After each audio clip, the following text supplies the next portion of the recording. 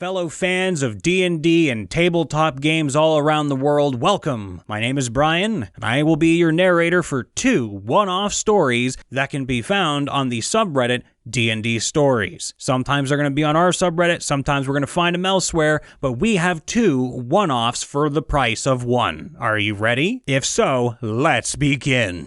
The first story is brought to you by the Mordecai Man.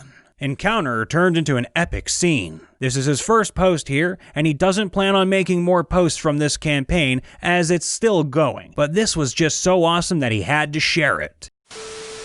Some background about the campaign. The campaign takes place mainly in the Abyss, a massive hole in the ground. Think sinkhole, but miles upon miles deep. Inside, there are exotic creatures that have adapted to the environment, lost civilizations. The primary danger about the Abyss is ascending. As you ascend through layers fast enough, your body takes a toll that becomes worse and worse as you ascend from deeper and deeper. The campaign is one of exploration and finding cool homebrew loot that the DM has made. A lot of it is funny in-jokes and promote creativity to use effectively. I like that. I really like that DM already. Characters. Mango, bullywug druid that sounds like Toad. Beatrice, dragonborn cleric. And finally, Senthil, human monk, which the op is playing. Preface. Beatrice's backstory isn't known about by Mango and myself, but we do know that the scar on his face was from a crimson splitjaw, a homebrew creature that is a massive worm that can fly, breathe fire, and is way too strong for a level 5 party.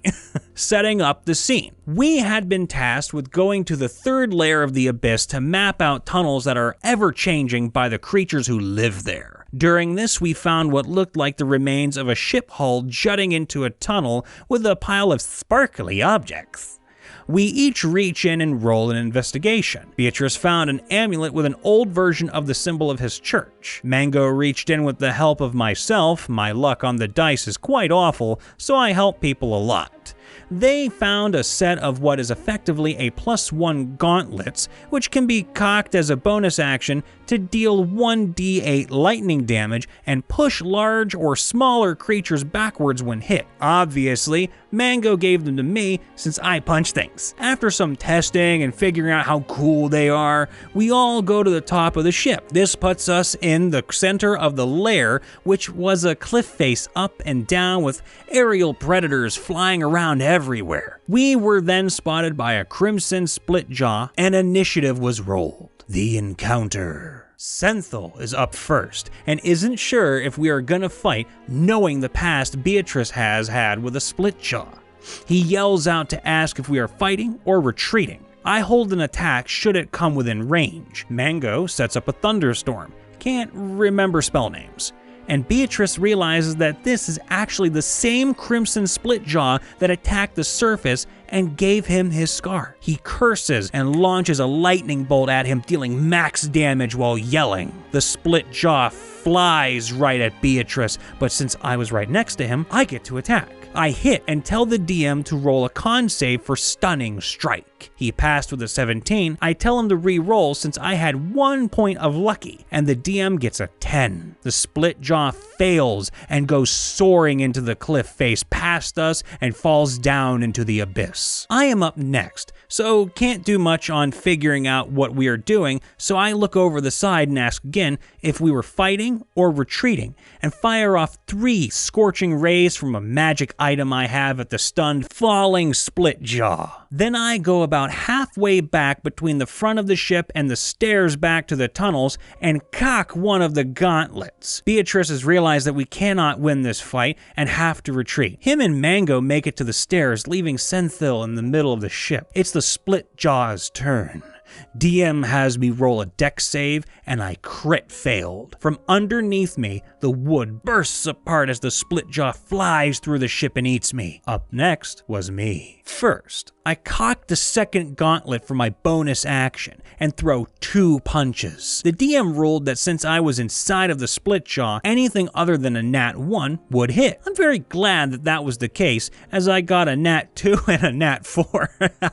+8 to hit does nothing if you suck at rolling. On the first hit, I have the DM roll a con save for Stunning Strike again, and he fails. This dealt a pretty sizable amount of damage and left the split jaw stunned until the end of my next turn. Also, since I was dealing part of my damage as lightning damage, the DM said that the entire body was convulsing and forcing me up towards the head. The party came back and both of them called lightning down onto the creature. My turn again. I cock one of the gauntlets and punch and hit. The DM once again failed a con save, putting the creature in another stun. This puts Senthil close enough to the head that he could get out with the rest of his movement.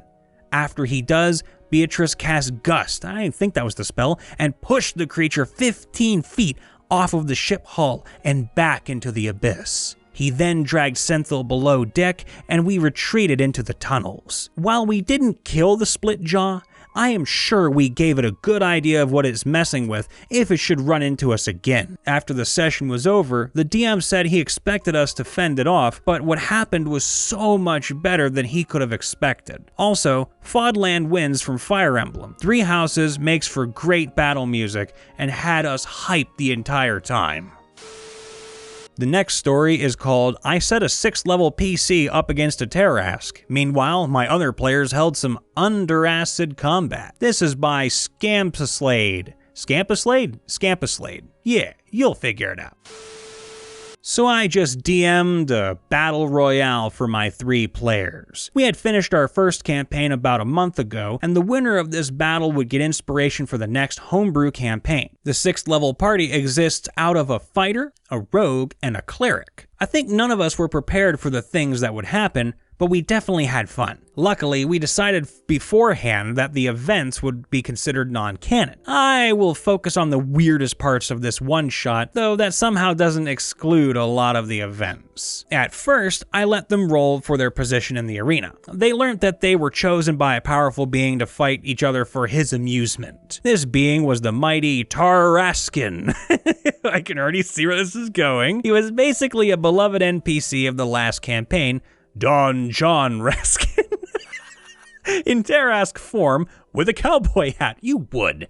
The battlefield was made so all classes could benefit from certain aspects. Every round I would roll a d6 to change something on this battlefield, like raising and lowering the water level, or even turning this water into acid. Ugh. The players started with a preparation round. Then they rolled initiative and the actual combat started. Somehow, nobody seemed to pay attention to the big chest in the middle of the map. The fighter chased the very fast-moving rogue, who somehow failed his stealth check. Meanwhile, the cleric was firing fire bolts from the distance. Fast forward a bit and the rogue managed to get to the chest, taking the health potions inside. The fighter moved towards a tower, moving crates in front of the locked door to shut himself in. He then wanted to take a short rest. Obviously, he was interrupted eventually, but the 2 other PCs actually fought each other in the meantime. The rogue and cleric dealt ranged blows at each other. The players were allowed to keep some magical items from the campaign, so the rogue even hit the cleric with 2 fireballs.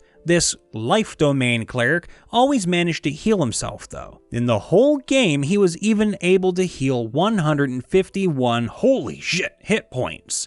Then, a game-changing event happened. The rogue discovered that the chest actually had a secret second compartment. He discovered the deck of many things. Oh no. Yep, I did that. I know that the item is totally campaign breaking, so I wanted to implement it as a hard to discover item in this one shot. First, the rogue pulled a gem card, so he got jewels worth 2,000 gold. Obviously, he was very happy and pulled more cards from the deck. Oh god, don't. The second one was the rogue, which made an NPC turn against the character.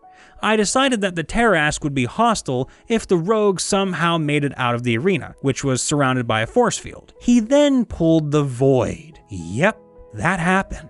I described how he got stuck in this other dimension, where he was just floating around in absolute emptiness. He rolled a very good perception check. The void card also explains that certain guards can be present in the dimension the character was transported to. I explained how he saw 2 bright lights in the distance. As he kept moving closer, the lights became bigger. They turned out to be the eyes of the Tarrasque. The rogue actually rolled higher initiative, but failed to damage this gargantuan monstrosity. He got swallowed and endured everlasting pain in the acid pool of the monster's belly. Fast forward a bit again, and the cleric is trying to get into the fighter's tower after deciding to leave the cards of the deck of many things behind. Smart move. For about 10 rounds or more, the cleric tried to use firebolt on the massive doors to no avail, while the fighter stayed inside waiting to smack anyone who came close. Meanwhile, the arena was still undergoing changes. Because this lasted so long, I decided to let the unarmed tarrasque point at the giant mechanism in the fighter's tower, which he didn't use for some reason. He still waited near the door,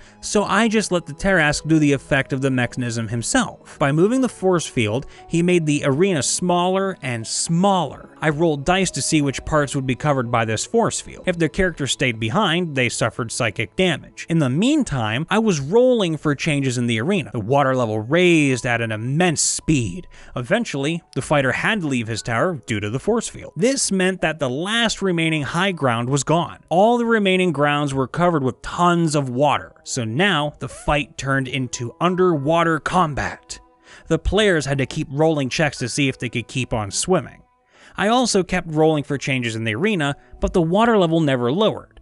Instead, it got many times worse. The water turned to acid. I rolled a lot of D10s for acid damage at the beginning of each of their turns, but they somehow survived quite a couple rounds. When the fighter was finally able to properly hit the cleric, it was already too late. The cleric survived with his remaining healing spells, while the fighter died from all the acid damage. Coffin music medieval version started playing. The cleric got a tip of the hat from the Tarrasque king and won this battle royale. TLDR, the rogue found a deck of many things, pulled the void, got stuck in this other dimension where he was swallowed by a tarrasque. The cleric and fighter spent such a long time doing the same moves that the tarrasque, who hosted this event, decided to make the playable battlefield smaller and smaller. Because the arena was undergoing changes, they were eventually surrounded by nothing but water, which got then turned into acid. The cleric prevailed. Hey everyone, Brian here. I hope your day and night, your afternoons, your mornings, your evenings, all that in between, and June as a whole have been good to you, and I hope you've been doing well. Have you guys and gals been doing all right on that note? You've been staying safe and healthy in mind and in body? How about your hobbies? I saw last time I asked this question, a few people actually did mention that they did a workout here and there. Some have been doing work out and about, and others have been kind of struggling here and there with what to do. But hey, I know that you guys love listening in, so there's that. And to those of you who have been working out there, damn good on you. I am super proud of all of you. Please stay safe and know that people like me, we're counting on you, and we love you. Even everyone. Doesn't matter if you're in medical, doesn't matter if you're just a simple shopkeeper. We love you. So, there you go. Be safe. Now, if you have been doing something, please leave it in the comments. I always read it, or at least I try to. So, go ahead and tell us. Something else I read in the comments here is that we at Mr. Ripper have been inspiring a lot of you to try D&D, and I hope to God that you guys and gals have been having some chances online to do so. You can do it over Discord, of course, but if you haven't, try checking out Roll-D20 or Tabletop Simulator. Both are pretty great tools to use and host D&D parties with, or even Pathfinder or other board games with.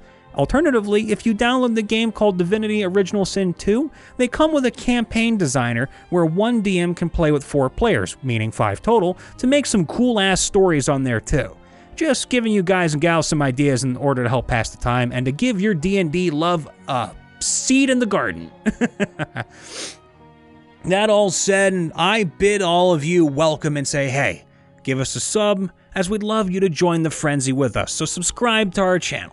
And if you like what you're hearing, then please leave a like and consider checking out both our subreddits and our individual Discords. Both mine and Ripper's are in the description below, but only he has a subreddit, because I have no need for one. But I do have a Discord. Now, you may also see a code called Mr. Ripper in the description. This is for our lads over at Adventurers Coffee Company. They're good people that sell you good brews, both in bean and in ground forms, and they're all nerdy themed in some way, themed with D&D and other goodies in mind. Now, the ones that we tried here are their Dungeons and Dark Roast, and personally, it goes well with breakfast food. That smoky, grainy goodness gives me a hell of a perk up while I'm eating my eggs and bacon in the morning, so give it a try as it ships to all the states. The code is Mr. Ripper, once again, and it gives you a lovely 10% off of your purchases at the finale of your purchase. So, go nuts! With all that said and done, I hope you stick around and subscribe for more content, and then if you have a story to share, that you do so here, or in the subreddit, whichever you'd prefer. All the love in the world, ladies and gentlemen. We will see you next time.